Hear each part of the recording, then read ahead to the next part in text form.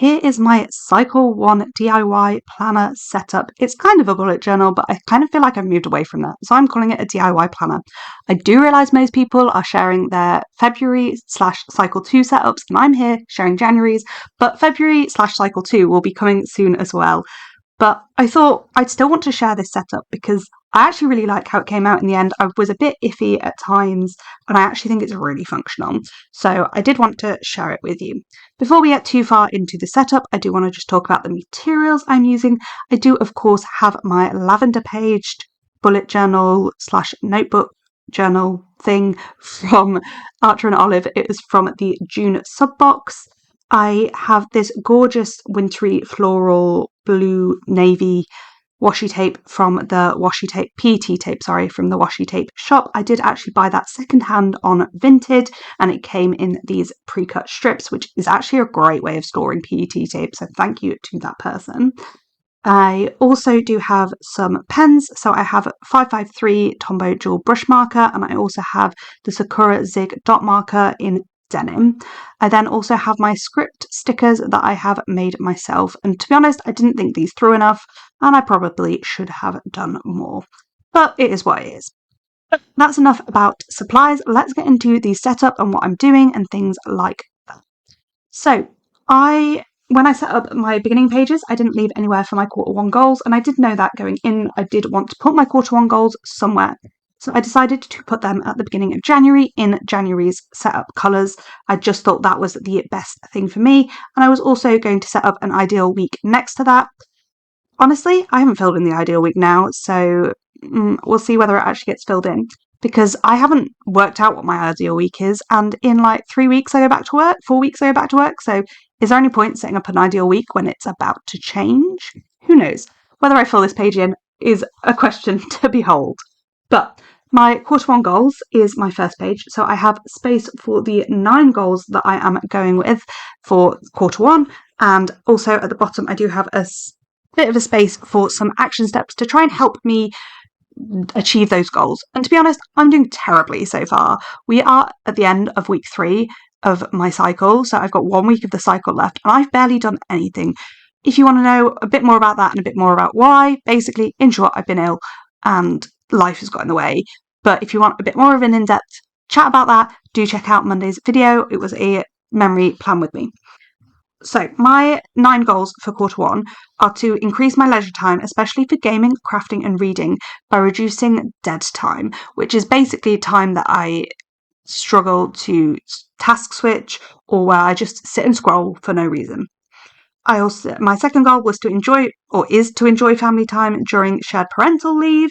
My husband is on shared parental leave until the end of March, essentially, and I am off until mid-February, and then I go back to work after maternity leave. So I want to enjoy these 6 weeks we have together. The next was to choose and complete a self-development project, either a kids photography course or learning how to use Notion. My fourth is to do a daily walking workout and increase and meet my step goal as much as possible, starting with 6,000 steps in January and going up to 6,000, 500 and 7,000 by March in 7,000. Restart and keep up with budgeting. I think that's pretty self-explanatory. We have fallen off at doing our budgeting or tracking our spending or anything like that, so I just want to get back on with that.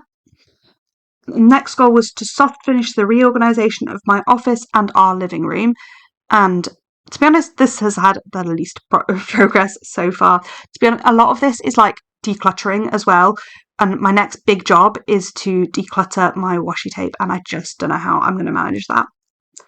After that, it was to settle the family back into work and starting nursery, because Bela does start nursery at the end of March, so that is in this quarter.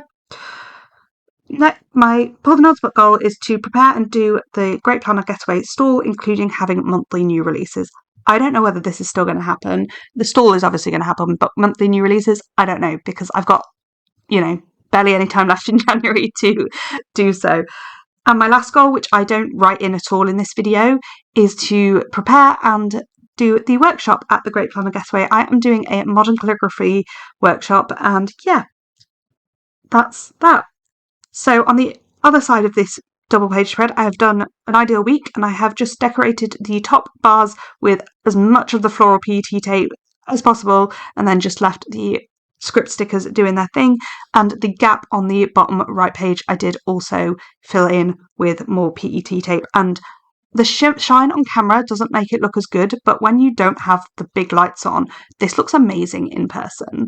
So I'm really happy with how these 2 pages worked out. Moving on to our next double page spread, we move on to my monthly, although it's not really a monthly in the traditional sense. I do cycles of planning, which are 4-week or 5-week blocks, 4 weeks with a 5th week in the last block of a quarter to be a reset week. But because that's how I work my months, I decided that actually the best way to see my month for me is in weeks. So rather than a traditional calendar where you have your week going horizontally across the page, I do vertical weeks, and I have a column for each week. So each of these vertical columns you can see me drawing now is going to be split up into 7 for each day of the week. And I don't label these or anything because I know that I do a Monday start, so Monday is the top box going down to Sunday. I do put the dates in, to be fair, but this is the best way for my brain. I fill this in at the beginning of the month, and then when I am looking on a Sunday, I then look through my phone calendar again, because that's where I add appointments into it and add anything else in, so that when I'm making my daily list, I just check it back in with this for any appointments or timed things I have to do. And it is dead simple setup. It is literally 4 columns of 7 boxes with space at the bottom for some decoration. I don't label this page or anything. I just literally, I'm going to put the dates in those dots that you've just seen me do. But from there, I am just going to use the PET tape to fill in all of that bottom space and then cut any out of bits that are going into the writing area, because I didn't want any PET tape interfering with that. And I do cut some of them off, and others that I just sort of stick where they fit. And I just really love how this actually works out looking.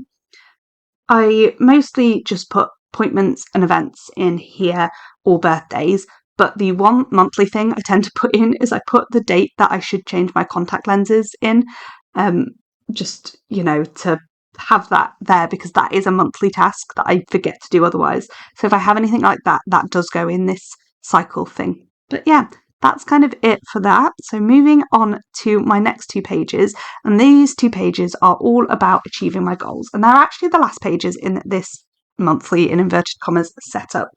So on the left hand page, I have my action steps, and I've done this differently to how I was doing things last year. Last year, I was very, very much working on a system where I had weekly, daily projects and one-off tasks. But honestly, it just wasn't really working with my brain properly. And I have been doing some goal courses. The one that I've taken this idea from is Joshi Corinne's Epic Goals. And she basically said, to be an action step, it's got to be an action, and it's got to be a step, as in it's got to be achievable. So rather than having projects this cycle, I have split those projects down into action steps, and I will hopefully do as many of those action steps as possible. I left this nice and open and gave myself some extra blank space, and there are a lot of actions available in this time.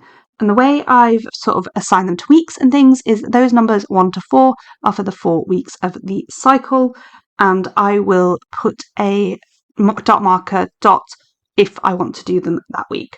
In all honesty, it's not going very well, and that is basically because of how not very well we felt. That's kind of the theme of this whole setup, is that I went in with the best intentions, but even those best intentions, I set up this on the 29th of December. So I set this up on the first day of my cycle. So I was already on the back foot starting the cycle. So yeah, it wasn't ideal really.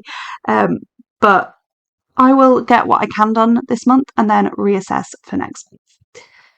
And I'm quite excited about these new little action steps, because although I felt awful, I have ticked things off in the last 2 weeks, 3 weeks. Not as much as I'd have liked, but I have ticked things off, and I'm really pleased about it. On the right hand page, we have my habit tracker, which is very traditional. I have these set up as 4 weekly blocks, as everything is in this cycle. And I've got 8 habits that I am tracking this month, which I track next month will be a bit of a question, but essentially I'm tracking whether I've brushed my teeth and washed my face. I was intending these to be twice a day because they are both things I really struggle to do, but with being poorly and falling off with everything, it is just once a day that if I do it once a day, I get the tick at the moment. Next is leaving my house. Then it is doing a dance, which is one song. That's all I have to do to get the tick, is one song of a walking workout, basically. I call it a dance because it kind of is a dance. It's kind of somewhere between walking workout and dance. Doing my physio for my foot, which, spoiler alert, I haven't done once this quarter yet. Whoops. Checking in with my budget because as I've said already in this video, we really fell off with that. And I'm not doing great at it, but I have been sort of catching up a bit more frequently. Doing a quick tidy in the evening, which is essentially just resetting the house for the next day. And I find this really helps us keep the house tidy with a little one. I find it a really helpful way of, keeping the house a bit more organised without everything being everywhere. And my last one is reading to Bayla, my daughter. She is 9 months at the moment, and reading to her before bed every night. Then, as well as my habit tracker on this page, we do also have my step tracker, which I do as a bar graph, which I got from Natalie of Raw Plans. I put a little line down my step goal so you can see whether I met it. And I am really proud to say that I only actually missed, I think, 6 days whilst I was poorly. The rest of the days I've managed to do. And now I am just setting up for my first dailies because that is how I work. And I'm not going to lie, the dailies that got done were the 29th, 30th and 31st, and then I didn't use my journal again until the 12th of January. So I had like a week and a half off. But that is what it is. So as I said, it was Monday the 29th when I was filming this, so I am just popping in my task list for that day. And when we do the final flip through, I will also have Tuesday's task list made because I filmed the end of this video on the Tuesday. But yeah, that is actually pretty much it for this video.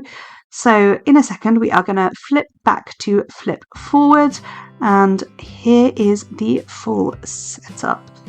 And I've migrated into it at this point so you can see how they look all filled in. But that is it for this video. Comment like down below if you enjoyed it.